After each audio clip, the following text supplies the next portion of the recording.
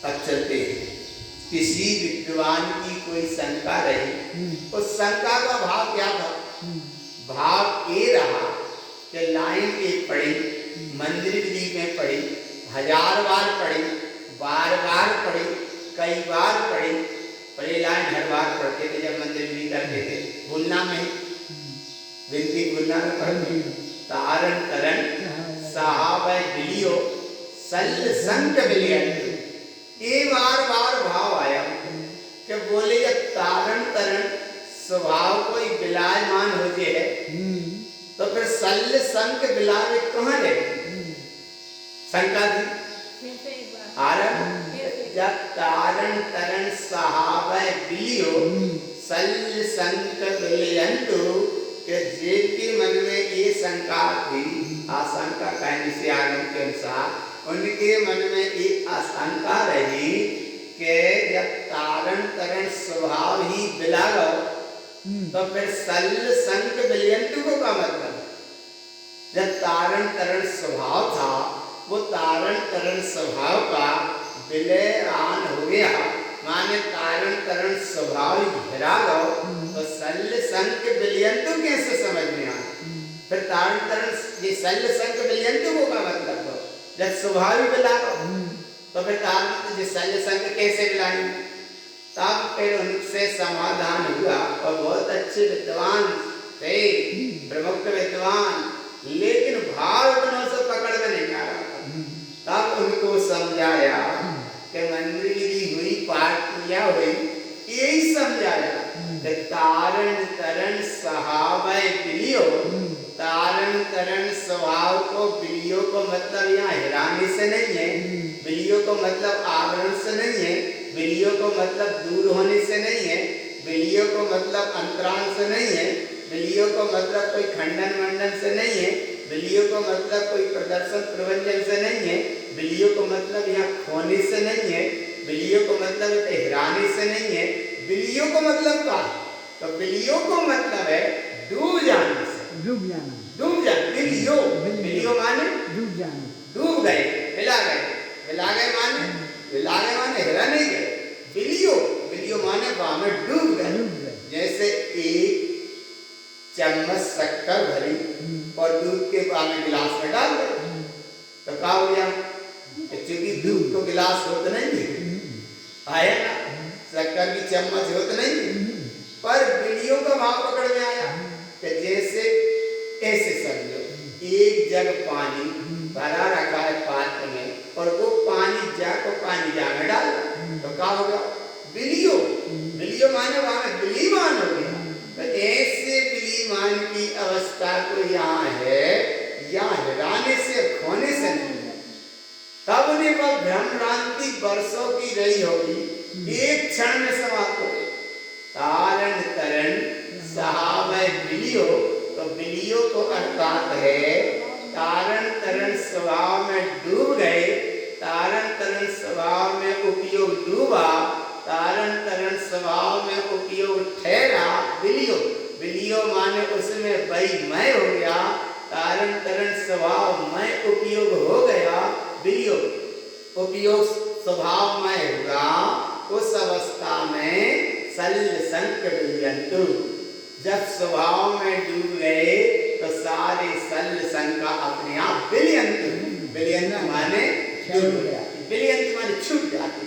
तो ऐसे शब्द हैं गुरु महाराज के, उन्हें उस भाव से पकड़ो, जिस भाव से पकड़ोगे तो बहुत जल्दी पकड़ में जाएंगे, और नहीं भाव से पकड़े तो फिर क्या होता है कि भाव पक्षी और है, अभिप्राय पक्षी होता है। वर्षों की ये संख्या बनी रहती है।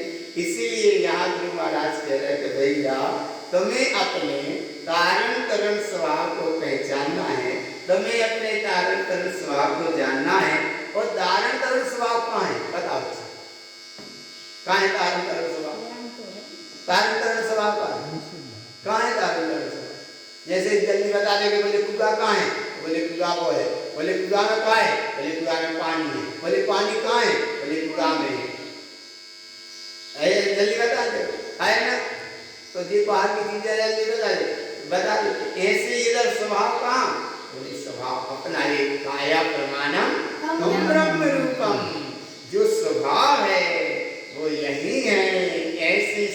सत्ता को गुरु महाराज ने कहा है तो आत्मा के नाम पे भ्रम मत करो। काय के नाम पे? आत्मा के। काय के नाम पे भ्रम मत करो? आत्मा। तो तुम आत्मा हो क्या नहीं? जब आत्मा हो तो फिर भ्रम मत कर। पक्का है? कारण तरण स्वभाव है कि नहीं? देखो, कारण माने उपयोग और तरण माने स्वभाव। और तारण माने गुरु महाराज और तरण माने गुरु महाराज के भक्त, आत्मा की बात मानने वाले, सुनने वाले। और तारण माने जिनेंद्र भगवान और तरण माने स्वयं अपना स्वभाव। तरण माने क्या है? स्वभाव। और तारण माने जिनेंद्र परमात्मा। जिनेंद्र परमात्मा ने भी कहा वो भी तुम्हारा स्वभाव है। गुरु महाराज ने भी कहा वो भी तुम्हारा स्वभाव है। और हमारी आत्मा स्वयं कारण तरण स्वभाव है। कारण तरण स्वभाव का जब अनुभव होता है उसका नाम है कि जब तारण तरण प्रगट भयो। एक जगह एक सूत्र आया, तारण तरण जब सहेलियो। सहेलियो माने जब तारण तरण स्वभाव को हमने सह लिया, समझ लिया, जान लिया, पहचान लिया, अब भय शल्य भय आदि सब दूर हो गए। कोई किसको से लिया? तारण तरण जैसे लियो। कौन से स्वभाव को से लिया? तारण तरण स्वभाव को से लिया। जब तारण तरण स्वभाव को हमने जान लिया तो सब भय अज्ञान को ज्ञान मिथ्या ज्ञान सब अपने आप दूर हो जाते। इसका नाम है तारण तरण स्वभाव।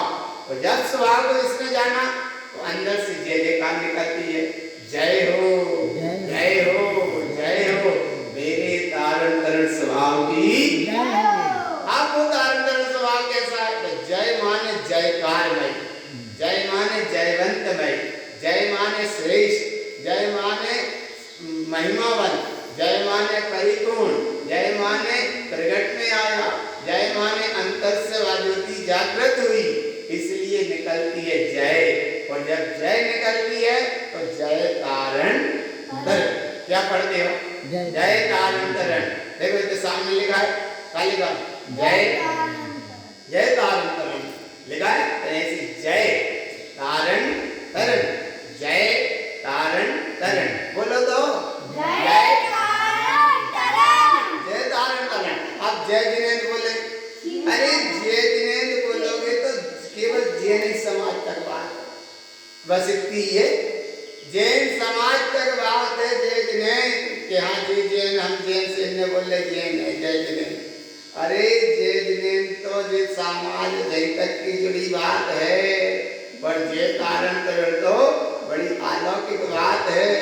तुम्हारे देह तारण तरण, तुम्हारे गुरु तारण तरण और तुम्हारा धर्म भी तारण तरण, धर्म भी तारण तरण, गुरु भी तारण तरण, देव भी तारण तरण और आत्मा भी तरण। कैसी है आत्मा? अब तम शरणम पवज्जामि, आत्मा तारण तरण, गुरु महाराज तारण तरण, जिनेंद्र भगवान भी तारण तरण, देव भी तारण तरण और गुरु भी तारण तरण, धर्म भी तारण तरण और हमारी आत्मा भी तारण तरण। इसलिए कहते हैं जय तारण। जय तारण तरण कहने में देव भी आ गए, गुरु भी आ गए, धर्म भी आ गया, आत्मा भी आ गया। और अगर जय जिनेंद्र कहे तो केवल एक ही शब्द आएगा। जय जिनेंद्र माने एक ही आए, जय जिनेंद्र माने जिनेंद्र भगवान, एक ही शब्द आएगा। गुरु महाराज ने कितने शब्द बता रहे कि जिनेंद्र में एक शब्द है और जय तारण तरण में 4 शब्द है। कितने शब्द है? 4 शब्द है। कितने शब्द है? 4। तो देव भी, देव माने जिनेंद्र भगवान कैसे हैं? जल्दी बोलो, जिनेंद्र भगवान कैसे हैं? तारण तरण। जिनेंद्र भगवान कैसे हैं? तारण तरण। गुरु महाराज कैसे हैं? धर्म कैसा है? और आत्मा कैसी है? तो कैसे करने चाहिए? हाथ जोड़ के तारण तरण। ऐसे जय तारण तरण स्वभाव की है तारण तरण स्वभाव। ऐसे तारण तरण स्वभाव को जब तारण तरण जय से लियो। जब तारण तरण स्वभाव को हमने समझ लिया, जब तारण तरण स्वभाव को हमने पहचान लिया, जब कारण तरण स्वभाव को समझ गए, जब कारण तरण स्वभाव की महिमा आई, जब कारण तरण स्वभाव में हम ठहरे, तब ऐसे जीव की अवस्था उसे संसार का चक्र कैसा लगता है? कैसा लगता है संसार का चक्र? देखो कैसा लगता है। संसारे दुखम जीनर्विरक्तम। देखो गाथा नंबर 4 मालारोहण में। संसारे दुखम जीनर्विरक्तम। अरे इधर देखो भगवान, संसारे दुखम जीनर्विरक्तम।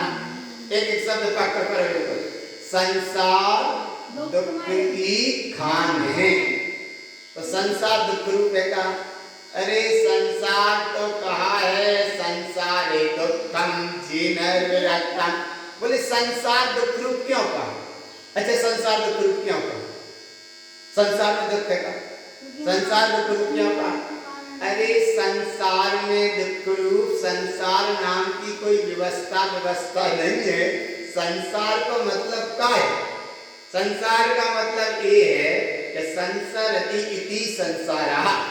जो जीव स्वयं अपने तारण तरण स्वभाव को ना जानकर, अपने तारण तरण स्वभाव को ना पहचानकर, जो जीव पर पर्याय में संसर्ग करता है, मोह में, माया में, मिथ्या में, राग में, देश में, कसाय में, तो संसरति उसमें ये संचरण करता है। संचरति इति संसारा।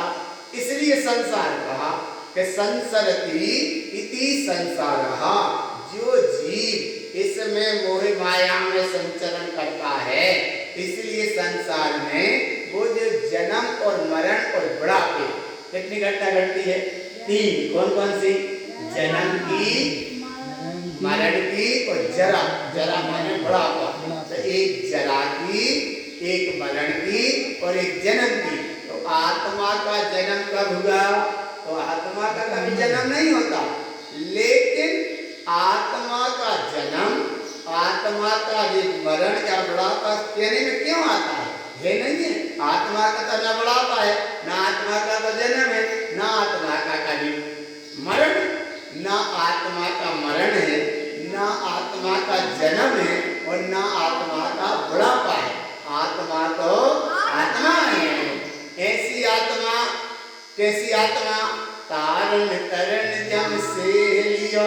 जिसने अपने तारण तरण आत्म स्वभाव को से लिया, ना उसका आत्मा का जन्म है, ना आत्मा का मरण है और ना आत्मा का जरा।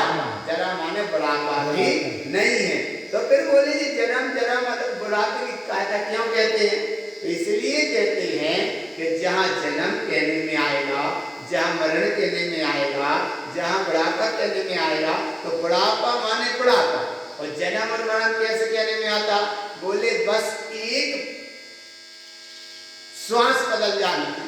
श्वास माने एक पर्याय बदल जाना है। क्या बदल गई? कि अभी ये मनुष्य पर्याय में थे कोई जीव और दूसरी पर्याय में पहुंच गए, तो क्या हो गए? केवल एक श्वास ही बदली, एक पर्याय बदली। तो पर्याय बदली, बात ऐसा अलग है। और पर्याय बदलते समय स्वभाव तो जैसा था वैसा का वैसा है। तो ऐसा कैसा है? बोले मट्टी इतनी पिटी, लेकिन मट्टी मट्टी की वीरन नहीं, इसीलिए वह मट्टी को नाम इतनी मिटने पिटने के बाद भी वह नहीं मिटी। नई नई पर्याय धारण करती रही। कभी वो गाघर बन रही, कभी वो सुराई बन रही, कभी वो माटक बन रही, लेकिन मट्टी इतनी पिटी, मट्टी इतनी पिटी, मट्टी इतनी मिटी, मट्टी इतनी पिटी, लेकिन मिटने पिटने के बाद भी वो मट्टी कभी मिटी नहीं। इसलिए उसका नाम है मिट्टी।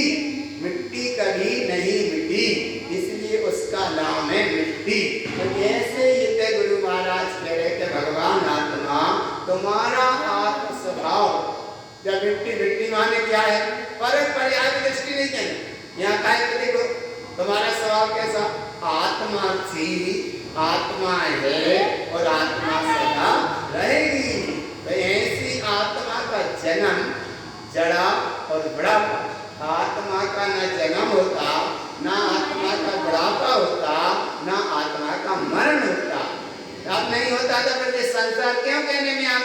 बोले संसार इसलिए कहने में आता है कि ये सामने अवस्थाएं दिखती हैं। क्या अवस्थाएं दिखती हैं? ये अवस्थाएं दिखती हैं। क्या अवस्थाएं दिखती हैं? ये अवस्थाएं दिखती हैं। देखो इनका जन्म, इनका बुढ़ापा, इनका मरण, तो आया अवस्था को पकड़ा तुमने, अवस्था को पकड़ा, इसी का नाम संसार है। संसारे दुखम जीर्णम।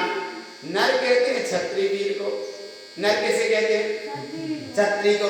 नर कहते हैं क्षत्रिय को, नर कहते हैं पुरुषार्थी जीव को।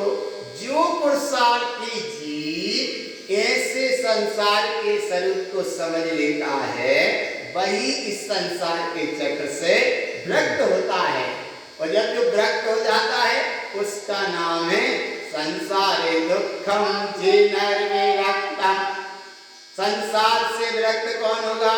कि जिसने स्वभाव में आरक्त होगा। अच्छा जैसे देखो संसार से विरक्त कैसे होगा? मिथ्यात् विरक्तम सम्यक्त शुद्ध। सम्यक्त से शुद्ध होगा और मिथ्यात् से विरक्त होगा। अब मिथ्यात् से विरक्त हो जाएगा तो क्या होगा? बोले सम्यक्त से शुद्ध होगा। और जब सम्यक्त से शुद्ध होगा तो क्या होगा? मिथ्यात् से विरक्त होगा। ऐसे जो अपने स्वरूप को जानेगा वो संसार के चक्र से विरक्त हो जाएगा। और जिसने अपने स्वरूप को नहीं जाना वो संसार में आरक्त रहता है। इसलिए आदि महाराज कह रहे संसार दुखम वह क्षत्रिय वीर आत्मार्थी महापुरुषार्थी जीव होते हैं कि जो संसार के स्वरूप को समझकर अपने स्वरूप को पहचान लेते हैं। क्योंकि संसार में सुख नहीं है। एक जगह भक्ति घटना आती है तो क्या आता है उसमें? आया ना, इतना ही आया कि वो पहली बार बैठ के गए तो उनने देखा सारथी के साथ।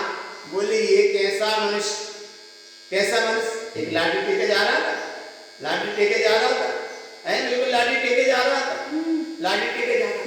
वो वहां देखे, बोले ये कैसा मनुष्य? तो सारथी ने कहा कि ये मनुष्य है, मनुष्य गति का ही जीव है। तो बोले ये ऐसे लाठी टेके ऐसा क्या जा रहा है? बोले इसको बुढ़ापा आ गया। क्या आ गया? बुढ़ापा आ गया, इसलिए इसके हाथ में क्या आ गई? लाठी आ गई। तो बोले ये बुढ़ापा क्या चीज होती है? बोले बुढ़ापा वो चीज होती है कि एक बार जन्म होता है, धीरे धीरे आयु पूर्णता की ओर होती है। एक क्षण ऐसा आता है कि ये बुढ़ापा आ जाता है। फिर बुढ़ापा आ जाता है तो क्या हो जाता है? बोले बुढ़ापा आ जाता है तो अब इसके हाथ में जैसे लाठी टेक के चल रहा है ऐसी लाठी हाथ में जाती है। तो बोले ये क्या? इसका नाम बुढ़ापा।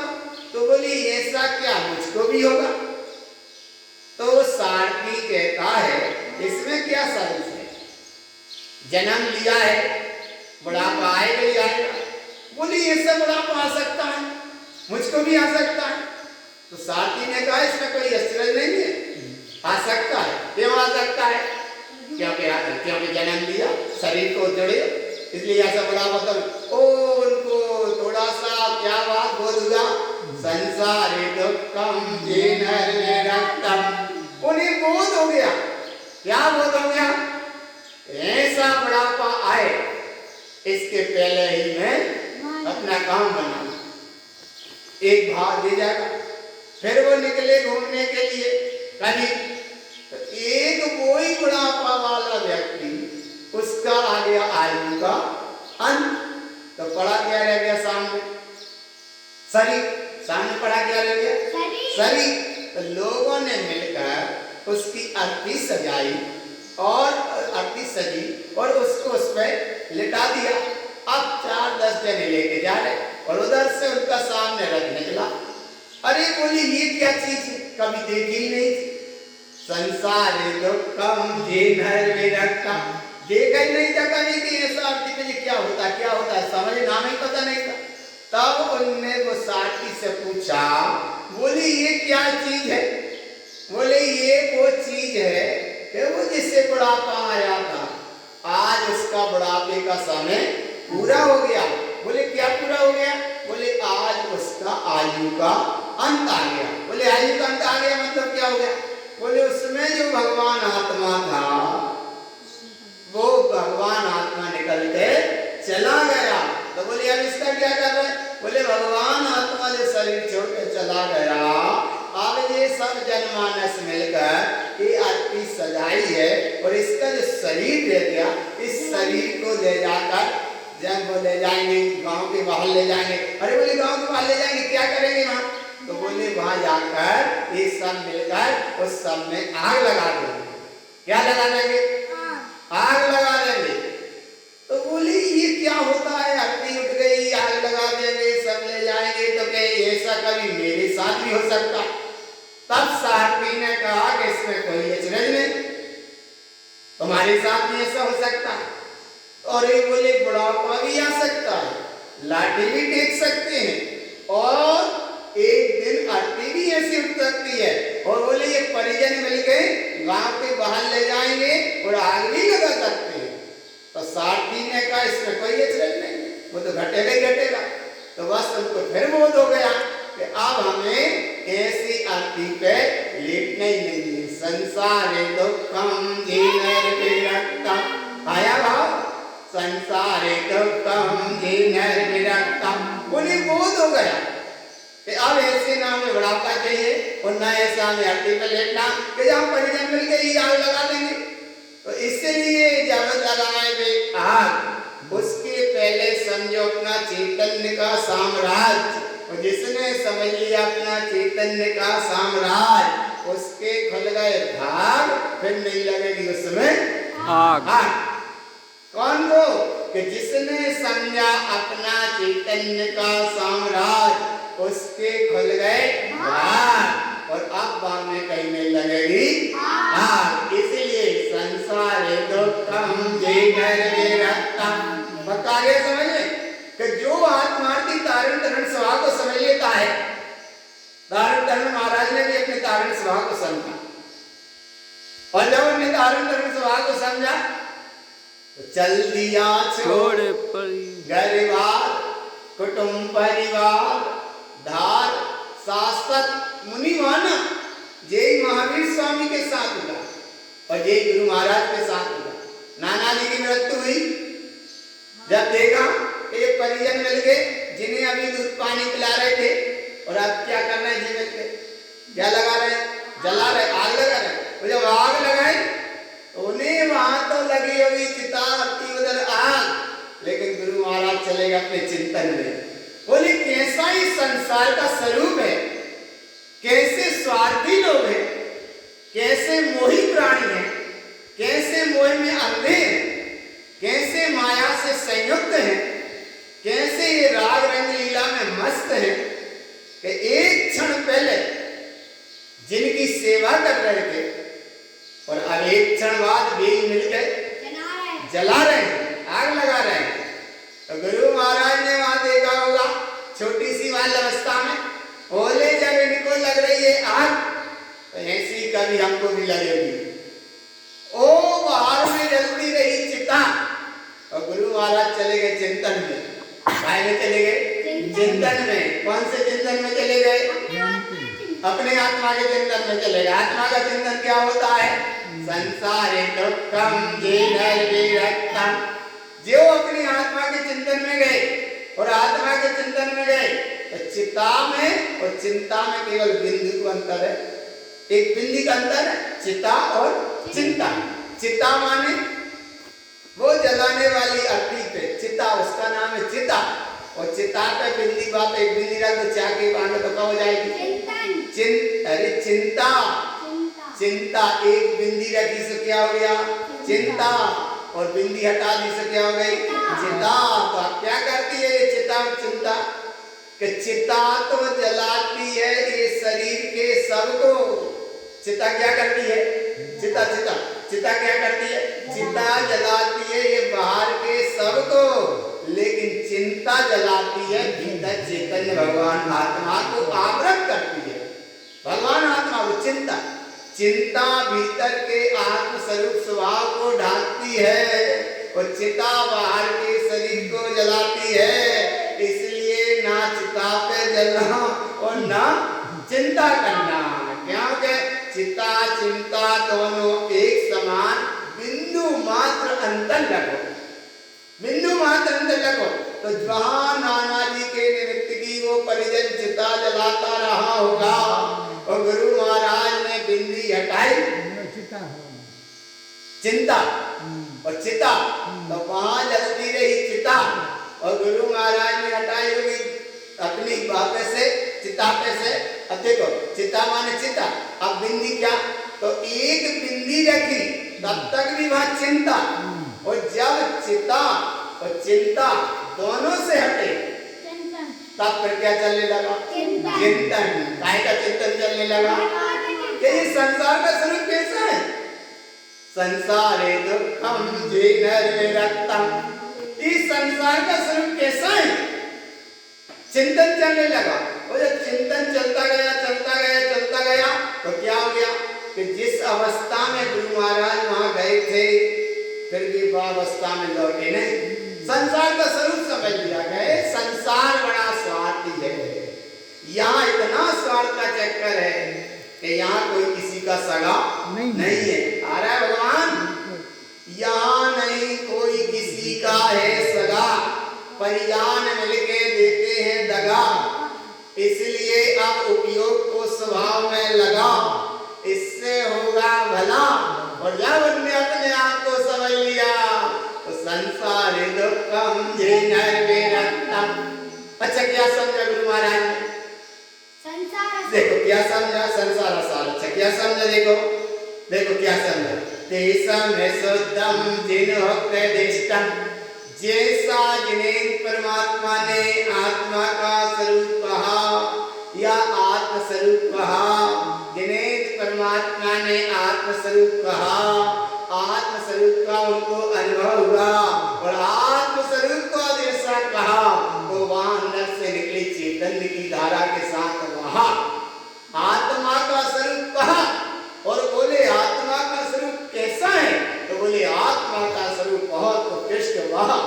तो ऐसे आत्मा के स्वरूप की जहां महिमा आई, तेसा मैसोदम जिन औपदिष्टम, पढ़ोगा तो पढ़ो, तेसा मैसोदम जिन औपदिष्टम, जिनेन्द्र परमात्मा के कहे अनुसार आत्म स्वभाव तुम परिपूर्ण हो, ऐसे जिनेन्द्र परमात्मा ने कहा है, लेकिन तुम्हारा स्वरूप आत्मा आत्मामय है, इसलिए जिनेन्द्र परमात्मा ने कहा है सो कहा, और नहीं होता तो क्या कहते है सो कहा, तो क्या कहा कि ऐसे जो संसार के चक्र की यात्रा से व्यक्त हो जाते हैं, वह क्षत्रिय महावीर के मार्ग पर चलने वाले रत्नात्रय तत्व के आराधक, चैतन्य स्वभाव के साधक, मोक्ष मार्ग के स्वरूप को जानने वाले और अपने आत्म स्वरूप में रमने जमने थमने वाले, अपने आप को जानने पहचानने वाले, अपने में रमी हुई अवस्था का अनुभव करने वाले, अपनी चेतन सिद्ध सत्ता का जिन्हें बोध हो जाए, ऐसी बोध अवस्था का नाम तेसा मैसोदम जिनोक्तदिष्टम, जिन्हें परमात्मा के अनुसार अपने स्वानुभव में ठहरो।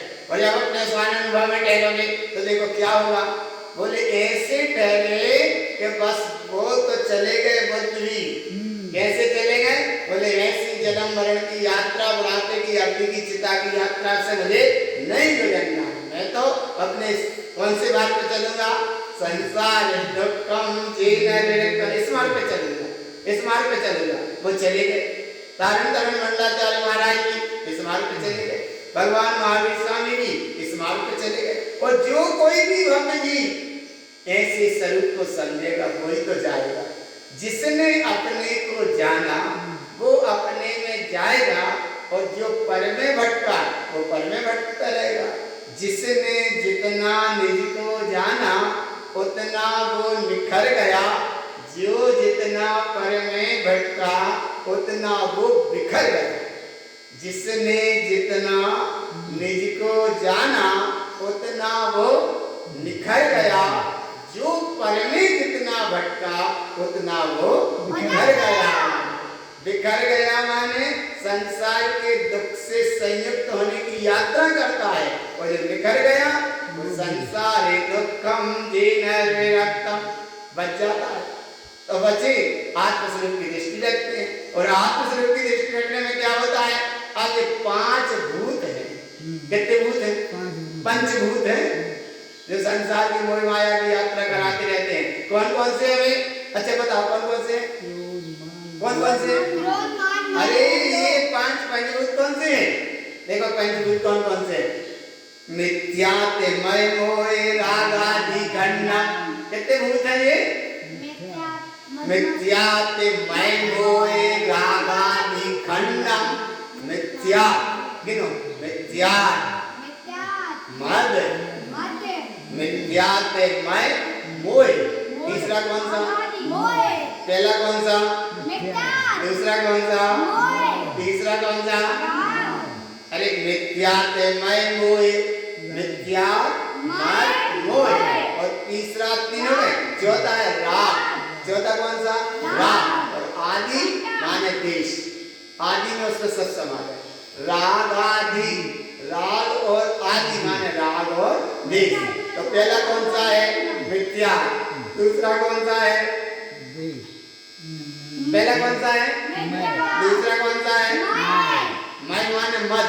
दूसरा कौन सा? मद। तीसरा कौन सा? चौथा कौन सा? और पांचवा देश। आदि माने देश। मिथ्या मय मोह राग आदि खंडन। खंडन माने जिनसे दूर हो जाते। मिथ्या किसे कहते? बोले इतनी विपरीत मान्यता है जब की एक जगह सूत्र है, हम बार-बार दोहराते कहते रहते कि जब भारतीय जनमानस के मानस पटल पे, कौन के?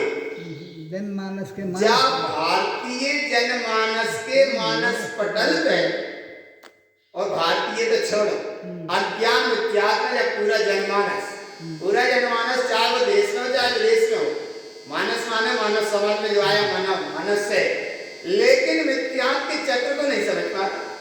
इसलिए जब विश्व जनमानस के पटल पे इतना मिथ्यात्व का पर्दा जमा है, इतना मिथ्यात्व का आडंबर जमा है, इतना मिथ्यात्व का रस जमा है कि जिसे करोड़ों साल भी खोदो और कुछ कम मानो तो भूल स्वयं की है। कौन की भूल है? माने इतना यदि विश्व का जनमानस मिथ्यात्व में रचा पचाए, क्रिया में, कांड में, आडंबर में, पाखंड में, अदेव की मान्यता में, कुदेव की मान्यता में, विपरीत मान्यताओं में, नाना प्रकार की मान्यताओं में, धर्म के नाम पे, गुरु के नाम पे, देव के नाम पे काय बोल जाए, काय बोल जाए। इसलिए तो संसार के स्वरूप को नहीं समझ पाता, बस में भटक जाता है। जय को नाम मिथ्यात्व, और मिथ्यात्व की सीधी परिभाषा कौन सी? विपरीत मान्यता को मिथ्यात्व। विपरीत मान्यता का मिथ्यात्व का क्या मतलब है? कि एक तो वस्तु का स्वरूप जैसा नहीं है वैसा मानना, जाको नाम विपरीत मिथ्यात्व। विपरीत विपरीत जैसा वस्तु का स्वरूप है वैसा ना मानना जो विपरीत है, और वस्तु का स्वरूप कुछ और है और मान रहे कुछ और है जो विपरीत है। तो वस्तु तो जैसी की तैसी है, वस्तु तो जो थी वही है, वस्तु तो जहाँ के तहाँ है, फिर विपरीत मिथ्यात्व नाम कैसे पा गई? बोले वस्तु कुछ और है और मान कुछ और है, इसलिए मिथ्यात्व है। तो मान्यता में मिथ्यात्व है। तो सबसे पहले कहते हैं मिथ्यात्व मय माने मद को छोड़ो, मिथ्यात्व को छोड़ो। मिथ्यात्व मय मोह राग आदि खंडन। मिथ्यात्व को छोड़ो, मद को छोड़ो। मद कितने होते हैं? मद मद मद कितने होते हैं? 8 कितने होते हैं? अच्छा ऐसे का लाभ कितने होते हैं? 8 ऐसे होते कितने होते हैं? और अगर ऐसे कर रही तो 9 हो गए। अरे भगवान ने तो इसलिए हम ध्यान से बताइए कितने होते हैं? कितने होते हैं? कितने होते हैं? मिथ्यात्व कितने होते? वो मत कितने होते? अरे 9 ने 8 जी हाँ। मिथ्यात्व कितने होते? हाँ देखो ऐसे हम ऐसे बताओ 4 मद हैं। देखो 4 और 4 देखो कितने अच्छे मिथ्यात्व कितने होते मत मत कितने होते। अच्छा देखो मिथ्यात्व 5 तरह का होता है। मिथ्यात्व बस मिथ्यात्व एकांत को नए अज्ञान संशय विभ्रम आदि मिथ्यात्व 5 तरह का होता है। और सही में मिथ्यात्व विपरीत मान्यता का नाम मिथ्यात्व। तो मिथ्यात्व एक मिथ्यात्व में 2 भेद हो गए, गृहीत मिथ्यात्व और अगृहीत मिथ्यात्व। ये मिथ्यात्व की विपरीत मान्यता का हुआ। और अब मिथ्यात्व के बाद मत कितने होते हैं? मत ऐसे 4 और 4 देखो मिथ्यात्व मत, तो मिथ्यात्व 5 तरह का और मत 8 तरह का। कितने तरह का? 8 तरह का। मिथ्यात्व मय मोह। अब मोह कैसा है? मोह 5 तरह का। देखो पक्का कर ले, हम पूछेंगे मिथ्या 5 तरह का, मद कितने तरह का? 8 तरह का। और मोह कितने तरह का? 5 तरह का। कितने तरह का? 5 तरह का। पहला मोह पहले बोलो, पहला मोह फिर दूसरा दर्शन मोह। देखो मोह दर्शन मोह, दर्शन मोहन, दर्शन मोहन, दर्शन मोहिनी। कितने तरह का होगा? 5 तरह का। तो मिथ्यात्व कितने तरह का है? 5 तरह का। मत कितने तरह का है? 8 तरह का। तो 8 कौन कौन से? ज्ञान मत, धूप मत, तप मत, विद्धि मत, बल मत, शिल्प मत, धन मत। ये सब 8 तरह के मत हैं। तो मिथ्यात्व 5 तरह का, मत 8 तरह का और मोह कितने तरह का? 5 तरह का। पकड़ में आ रहा है? मोह कितने तरह का? 5 तरह का। पूरे मिलाओ 5 और 5 10 और 8 कितने हो गए? 18। कितने हो गए? मिथ्यात्व कितने तरह का? 5 तरह का। मत कितने तरह का? 8 तरह का। तो 10 और 8 और 5 13। और मोह कितने तरह का? 5 तरह का। तो कितने हो गए? 18 तरह का है। इसीलिए 18 दोष लगे रहते हैं। कितने दोष हैं? 18। अब 18 दोष से जो मुक्त हो जाता है वे होते हैं अनंत भगवान। 18 दोष से जो मुक्त है वे है अनंत भगवान। और जिन्हें हमें ये दोष 18 लगे हैं तो यही लगे हैं। कौन कौन से? मिथ्यात्व मद मोह। हाँ 18 हुए। और आगे राग और देश। राग और देश है 25 तरह का।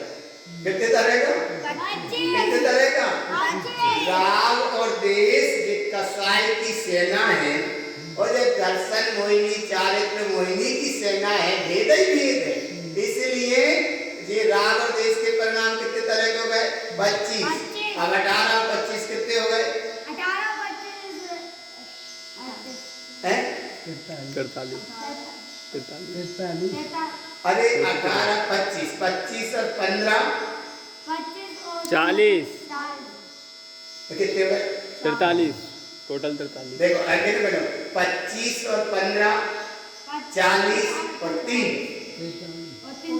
कितने हो गए? 43। कितने हो गए? 43। अच्छा 43। हाँ 43 माने 43 हो गए। इसीलिए गुरु महाराज कह रहे हैं मिथ्यात्व मद मोह रागादि खंडम। ये 43 दोष हो गए। इसीलिए भगवान आत्मा संसार के चक्र से मुक्त नहीं हो पाता। और जब ये 43 दोषों से सबसे मुक्त है तो ये मुक्ति सब कम नरकों की साधना। वो शुद्ध शाश्वत मुक्त स्वभाव को जान लेता है। तो दोष पकड़ में आ गए, अब दोष से बचना, निर्दोष स्वभाव को जानना। और जब निर्दोष स्वभाव को जाना तो क्या है निर्दोष स्वभाव? देश दृष्टि तत्कार्य साधन। ते माने बे, बोलो ते माने बे, ते माने बे, बेशुद्ध दृष्टि है, बेशुद्ध दृष्टि है, शुद्ध तत्व की साधना करते हैं, शुद्ध तत्व की आराधना करते हैं, संसार के चक्र से विरक्त हो गए,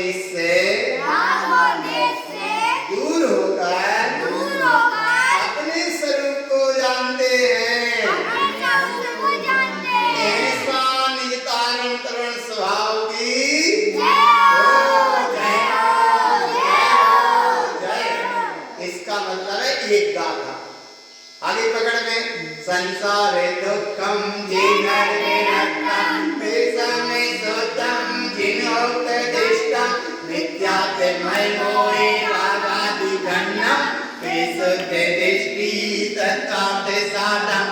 जो अपनी ऐसे तत्व की साधना करते हैं, अब सब भावना भाव में ऐसे तत्व की हम भी साधना करेंगे, ऐसे तत्व की हम भी साधना करेंगे। तत्कार्थ साधम, ऐसा तत्व हमारे लिए प्रयोजनीय है। किधर है प्रयोजन? कहाँ है? ऐसा तत्व हमारे लिए प्रयोजनीय है, ऐसी तत्व की हम साधना करेंगे। कैसे तत्व की साधना करेंगे?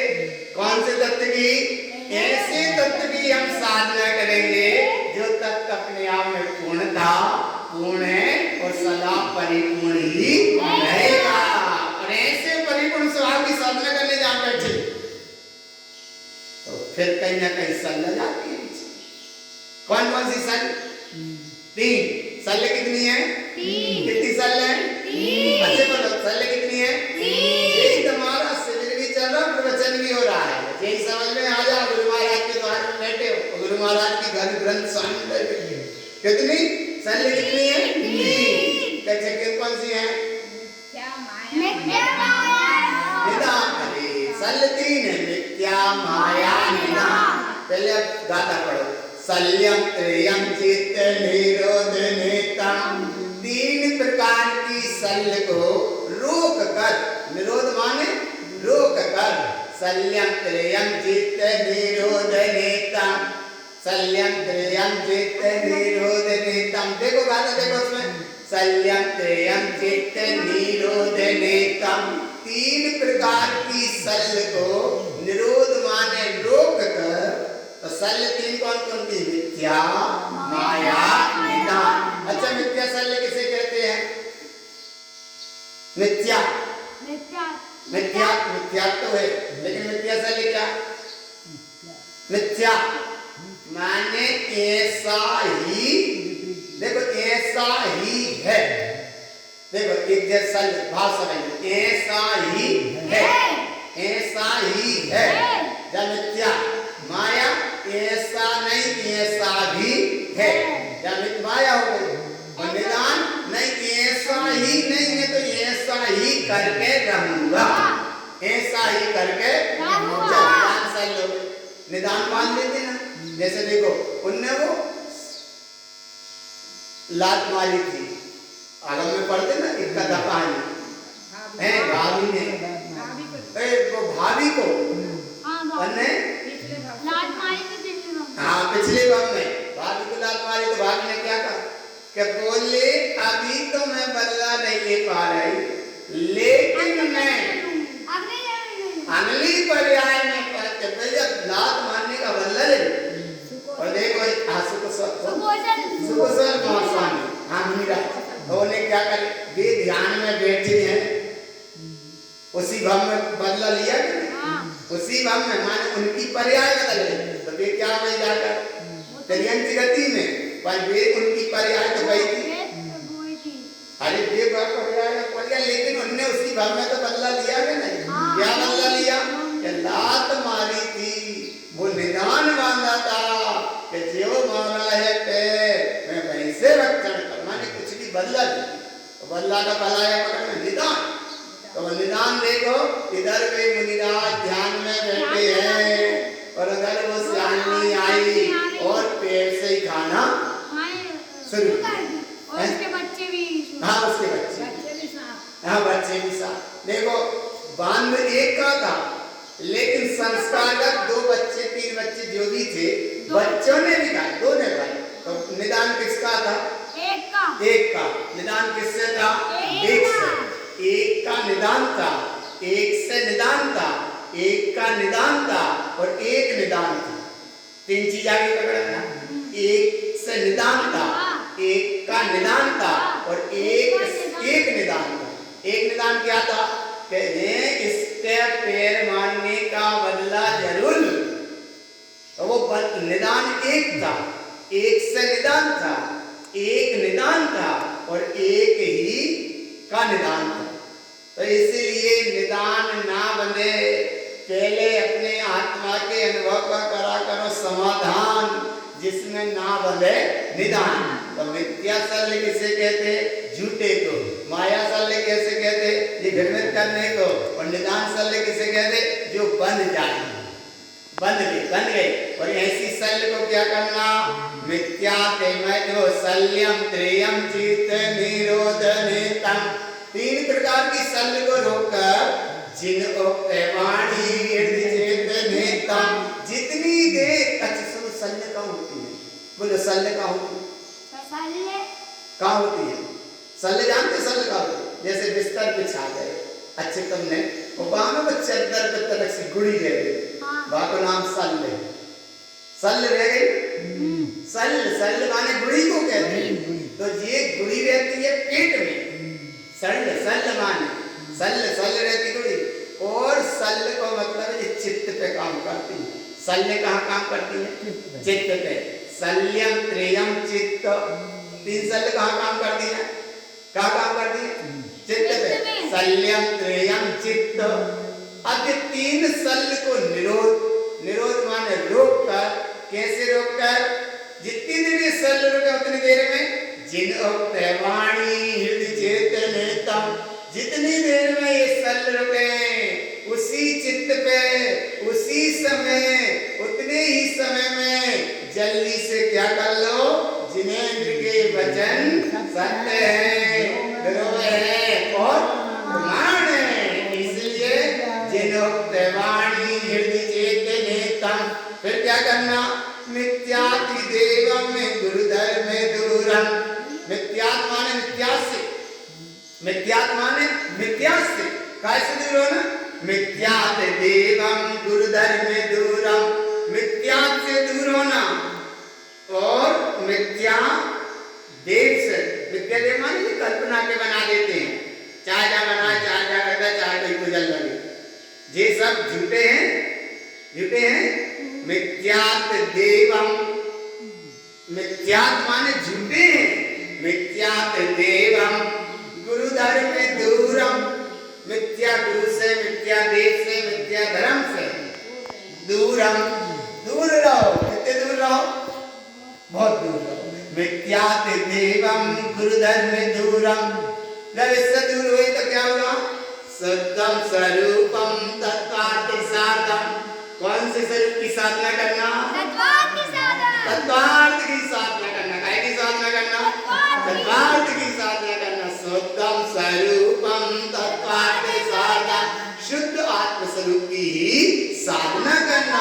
और जब आत्म स्वरूप की साधना करेंगे तो एक भाव प्रकट होगा, उस भाव का नाम है मुक्ति। मुक्ति है।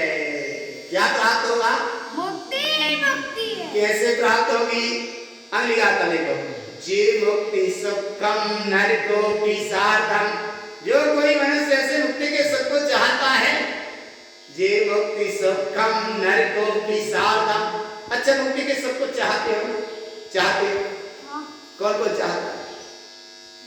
हम सब चाहते। क्या चाहते? क्या हमें मुक्त सुख मिले?